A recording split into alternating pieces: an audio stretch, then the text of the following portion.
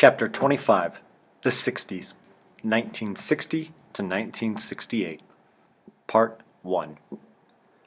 On February 1st, 1960, four black students in Greensboro, North Carolina, entered the local Woolworth's department store and sat down at a lunch counter reserved for whites. Told they couldn't be served, they stayed seated until the store closed. They returned every day. Other students joined them, and soon protests spread around the country.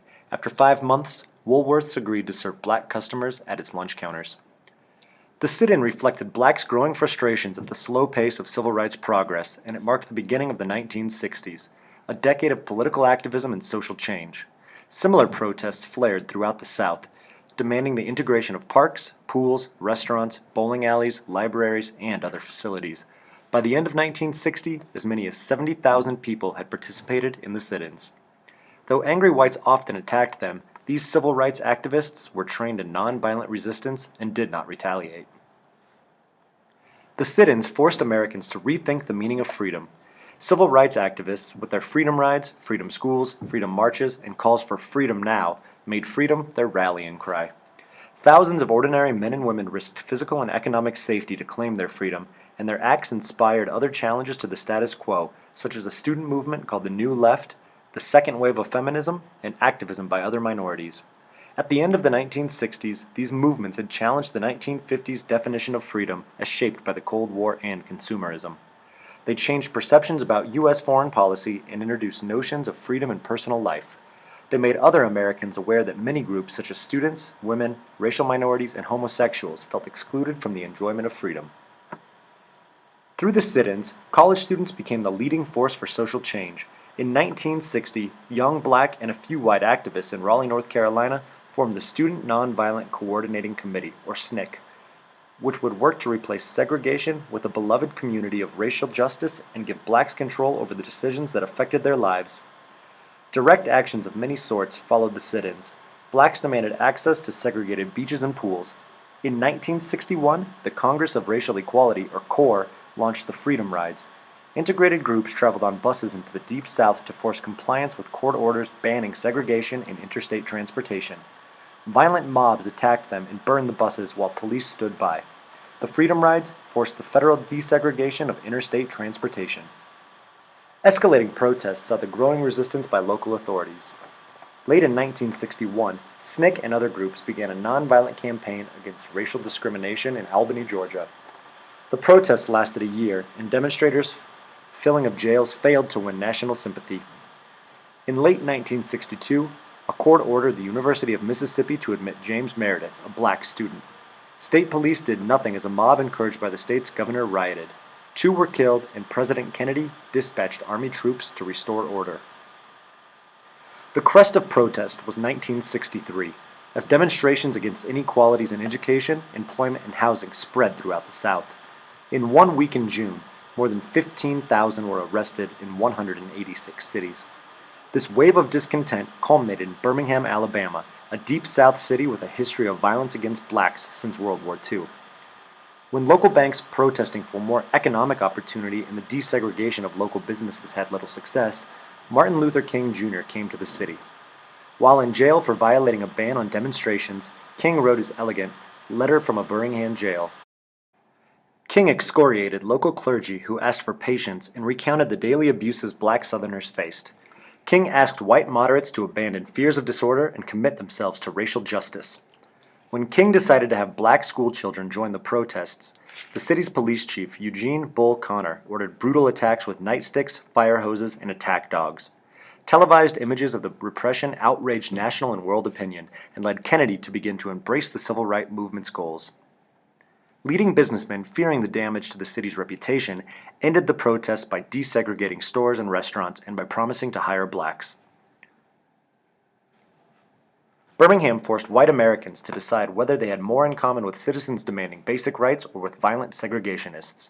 The assassination of Medgar Evers, an NAACP official in Mississippi, and the bombing of a black church in Birmingham that killed 4 young girls later in 1963 made the question more pointed. On August 28, 1963, 250,000 black and white Americans participated in the March on Washington, considered by many the high point of the civil rights movement. Organized by a coalition of civil rights, labor, and church groups, it was the largest protest in American history up to that time. Crying for jobs and freedom, the marchers called for passage of a civil rights bill in Congress, a public works program to fight unemployment, a minimum wage increase, and saw a law barring discrimination and unemployment. On the Lincoln Memorial steps, King said his most famous words in what is now known as his I Have a Dream speech. While the march showed the movement's potential, including unity between blacks and whites, it also showed the movement's limits. All the speakers were male, despite the critical role of women in the movement. Organizers also pressed SNCC leader John Lewis to remove militant messages from his speech. Chapter 25, Part 2. Though JFK was president for only 3 years and accomplished little in domestic affairs, his administration is now seen as a time of high hopes in U.S. world leadership. In his inaugural address in 1961, Kennedy promised that a new generation of Americans would pay any price, bear any burden, to assure the survival and success of liberty, seeming to ask Americans to transcend 1950s consumerism and sacrifice for the common good. But Kennedy ignored the growing civil rights movement and focused on his main interest, vigorously fighting the Cold War. Kennedy tried to increase U.S. influence and check communist power in the world with several programs, including the Peace Corps, which sent young Americans to assist economic and educational works in developing nations, and a space program that would send Americans to the moon, after the Soviets first launched a satellite carrying the first man into orbit around the Earth, which happened in 1969. Kennedy also formed a new Latin American policy, the Alliance for Progress, a smaller Marshall Plan for the region that would fight poverty and challenge communism, but military regimes and local elites controlled and took most alliance funds, and few of Latin America's poor benefited. Like Truman and Eisenhower, Kennedy saw the world through a Cold War lens, including events in Cuba. In 1959, Fidel Castro successfully led forces that overthrew the regime of Cuban dictator Fulgencio Batista.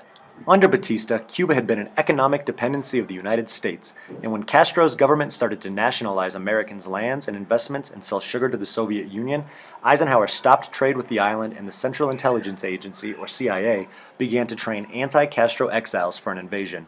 In April of 1961, Kennedy let the CIA invade at the Bay of Pigs. The invasion was a colossal failure and pushed Cuba closer to the Soviet Union.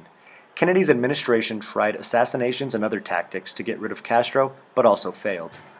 Relations between the U.S. and the USSR worsened.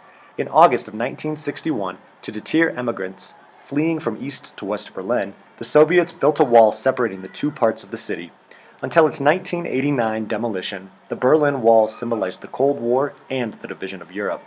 But a far more dangerous crisis developed in Cuba in October of 1962, where U.S. spy planes discovered that the Soviets were installing missiles capable of delivering nuclear warheads to U.S. targets. The Russians' motives are still unclear, but the Kennedy administration refused to accept the missiles' presence.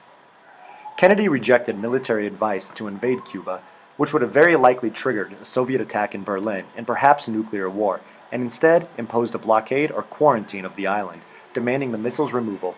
Tense behind-the-scenes negotiations led Soviet Premier Nikita Khrushchev to withdraw the missiles in exchange for U.S. promises not to invade Cuba and secretly remove U.S. missiles from Turkey that could reach the Soviet Union. For 13 days, the world was on the brink of total nuclear war, and the crisis diminished Kennedy's Cold War enthusiasm. The next year, Kennedy tried to reduce tensions by appealing for more cooperation, and that year, the United States and Russia agreed to a treaty banning nuclear weapons tests in the atmosphere and space. In 1963, civil rights began to distract Kennedy from the Cold War. Kennedy had been reluctant to support black demands, and he seemed to share the fears of the FBI Director J. Edgar Hoover that the movement was inspired by communism. Kennedy waited until 1962 to ban discrimination in federal housing, a 1960 campaign promise. He used force only when federal law was blatantly violated, but would not protect civil rights workers from violence, insisting that law enforcement was a local responsibility. The Birmingham protests convinced Kennedy that the U.S. could not portray itself as the champion of freedom in the world while it maintained a system of racial inequality. In June, he called for a law banning discrimination in all public accommodations, a major goal of the civil rights struggle. But Kennedy died before the Civil Rights Bill was enacted. On November 22, 1963, while riding in a motorcade through Dallas, Texas, he was shot and killed, most likely by Lee Harvey Oswald, a troubled former Marine. Oswald's assassination 2 days later by a local businessman had fostered speculation about conspiracies to this day. Kennedy's death shocked the nation, and his late-coming commitment to civil rights fell to the vice president who assumed his office, Lyndon B. Johnson.